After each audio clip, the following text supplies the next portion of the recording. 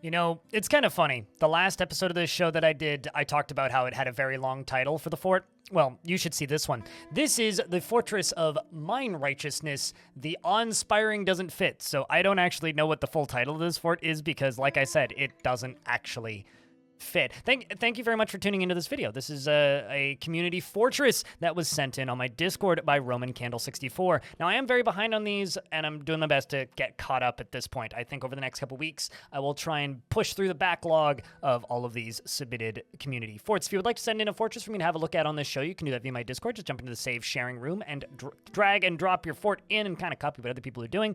If you would like me to take a look at it, though, just make sure that you say it's okay for me to use in a video. Now, this fortress is like very under construction, it feels like. There's this kind of lovely valley. I actually really like this embark. It's got this nice little river running through it. Nothing super crazy, but I do like how it kind of breaks out of this cliff here. Like, it almost looks like it's going to be a waterfall formation, but it's not. There's this kind of under construction outdoor tavern from the looks of things kind of being built here. The cobalt bread. There's some puppies and, of course, a honey bee wax figurine of a dwarf just kind of hanging out there on a pedestal. Looks all nice. And then over here is a couple sleeping people who will never wake up, unfortunately.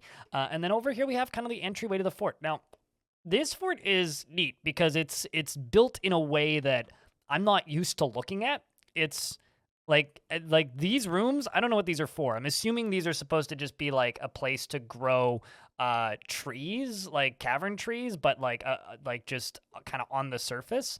It's kind of got this weird mix of like surface plants and cavern plants growing in these rooms. Like it's kind of a odd setup. But the fortress has like this flood system that floods down into here and does something. I'm not entirely sure what the intent of that is. The majority of the fortress kind of seems to be all over the place and kind of a bit messy, to put it bluntly. So let's just jump back up to the surface and see if we can work through this one layer at a time. Up here on level 39, we have a little guild hall, the Fern of Beaching, which is a farmer guild hall. Then up here we have some workshops of various things. We got a butcher shop, a tanner shop, a clother shop, and a few other things. We have some power setup, which is currently just powering this millstone, which appears to be drawing power from nothing currently. I'm assuming it was supposed to be powering via the like flooded water down here, but as you can see, these cave fish people are, at war with these dwarves. There's quite the war going on down here. Like, there's definitely stories that are being told. Like, as we can see, just like by flying down through all this, there's just so much carnage in these lower levels. Like, I said I was going to look at the fort, but I'm just actually looking at just that. I mean, that's crazy. There's so many. I'm assuming that that's where they're throwing them after they're done fighting with them, and I just would like to say rest in peace, Irvad. The side of the fort is just under constant siege, and I do wish these dwarves luck. It's not going to be an easy feat fighting them back. This is a barracks that is holding back the wall of invading fish people. But as we work our way back up into the fort, you can kind of see there's a little half-constructed minecart route here. I'm assuming it was bringing stuff to this kiln right here.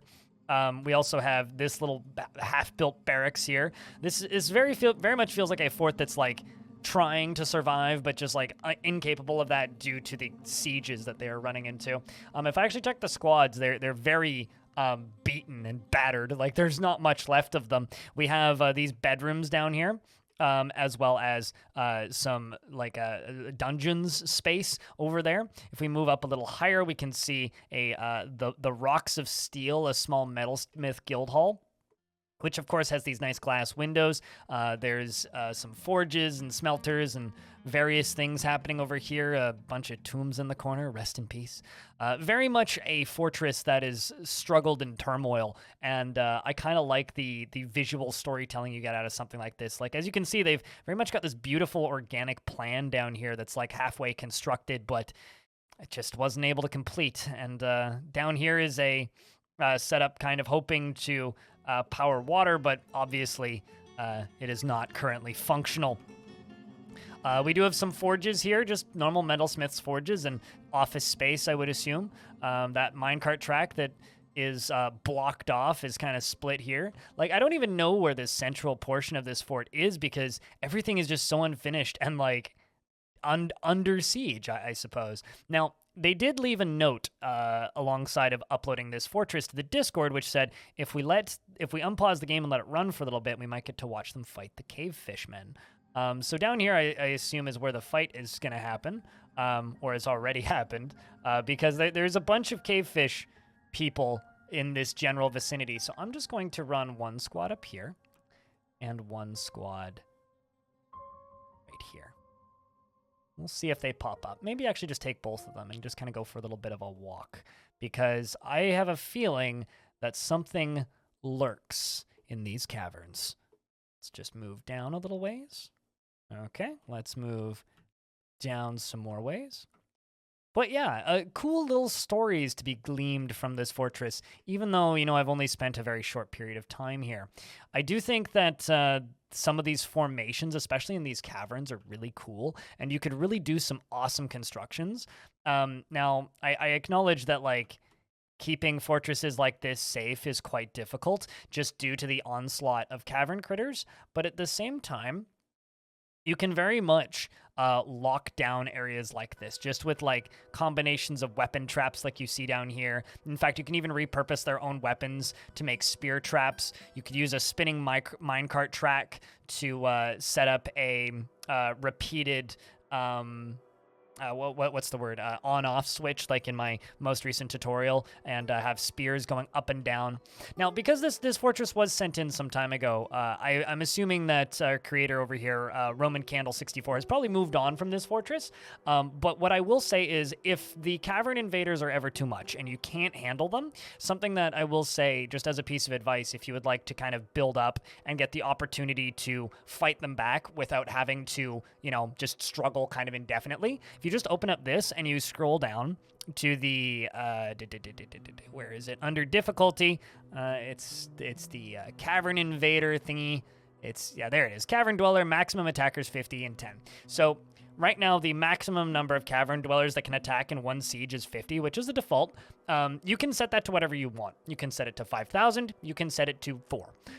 So if you want smaller sieges, generally what I've been doing for the cavern dwellers is setting the dweller's scale down to 5 and then the maximum to 25. I find that to be much more manageable, but if you like scenes like this of mass dismay, then maybe this default difficulty is your vibe.